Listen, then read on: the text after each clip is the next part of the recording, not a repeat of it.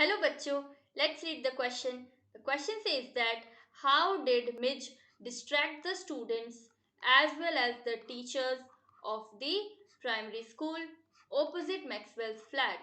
Or what compulsive habits did Midgeville develop on his walks in the London streets? मिज यहाँ पर मिजविल का ही short name है।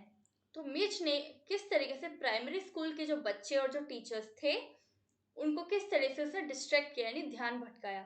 और ये प्राइमरी स्कूल कहाँ पर था? मैक्सवेल के फ्लैट के ओपोजिट। या फिर इस सवाल को हम इस तरह भी समझ सकते हैं कि कौन सी कंपल्सिव हैबिट्स थी जो मिजबिल ने डेवलप कर दी थी जब वो लंदन स्ट्रीट्स में, लंदन की गलियों में वॉक पे जाया करता था। कंपल्सिव हैबिट्स क्या होती है? ऐसी हैबिट्स जिन पे हमारा कंट्रोल नहीं रहता है। Let's understand the key concept. Mijbil distracting the students as well as the teachers.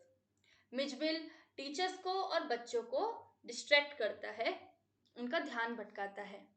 Opposite to Maxwell's flat, there was a single storied primary school.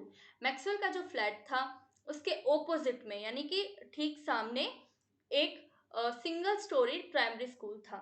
Single storeyed का मतलब होता है केवल एक फ्लोर होता है। Along its frontage ran a low wall some 2 feet high. उस school के सामने एक दीवार थी जो कि बहुत ही लो थी, यानी कि ऊंची दीवार नहीं थी, नीची दीवार थी, केवल 2 फीट हाई थी वो।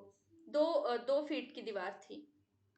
On its way home, Midgeville would tug Maxwell to this wall, jump onto it, and gallop the full length of its 30 yards, distracting both the pupils and the staff.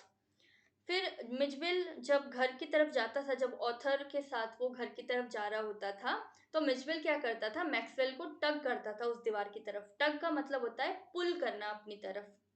फिर वो उस दीवार पे कूद जाता था। उसके बाद में पूरी जो 30 यार्ड्स की जो वो दीवार थी उस पे भागता था तेजी से। गैलॉप का मतलब होता है बहुत ही स्पीड से भागना। तो भागता था और जो बच्चे थे और जो स्टाफ था स्कूल का उनको डिस्ट्रैक्ट करता था, उनका ध्यान भटकाता था। Hope you understood the question well. Best of luck. Thank you so much.